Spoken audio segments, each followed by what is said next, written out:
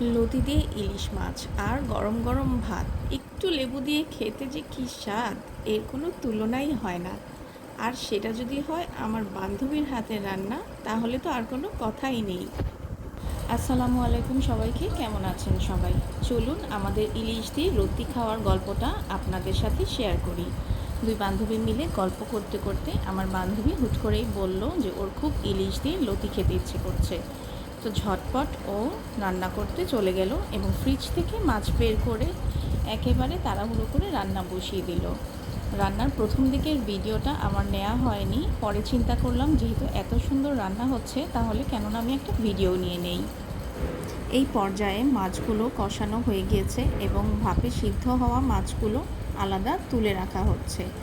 এরপর মাছের মাথাগুলোর সাথে কেটে রাখা লতিগুলো সুন্দর করে দিয়ে দেওয়া হচ্ছে এবং সামান্য নেড়ে চেড়ে এগুলোকে ঢেকে দেওয়া হবে। তো ও হচ্ছে মাছের মধ্যে লতিগুলো দিয়ে খুব সুন্দর করে নেড়ে নিচ্ছে, নেড়ে মিক্স করে নেওয়ার পর এটাকে ঢেকে দিবে।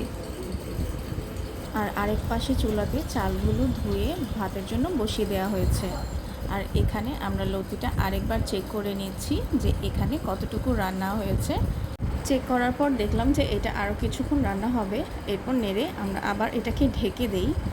এরপর আবার কিছুক্ষণ অপেক্ষা করার পর তুলে রাখা মাছের পিসগুলো এতে অ্যাড করে কিছুক্ষণ রান্না হওয়ার জন্য রেখে দিতে হবে। আর এখানে আরেক পাশে যে ভাত বসানো ছিল, দেখতে পাচ্ছি ভাতটা ফুটে এসেছে। আর আবারও কিছুক্ষণ অপেক্ষা করার পর আমরা আবার চলে আসি তরকারিটা চেক করার জন্য। এখানে দেখলাম সামান্য পানি রয়েছে। পানিটা শুকানোর জন্য আমরা আরও কিছুক্ষণ রান্না করে নিই। আর এই তো আমাদের রান্না হয়ে গিয়েছে। দেখুন কী সুস্বাদু লাগছে দেখতে। এত মজার রান্না হওয়ার পর আমরা দুজনই আর অপেক্ষা করতে পারছিলাম না, আর ঝটপট গরম গরম ভাত নিয়ে খেতে বসে যাই। তো ভালো থাকবেন সবাই, আল্লাহ হাফেজ।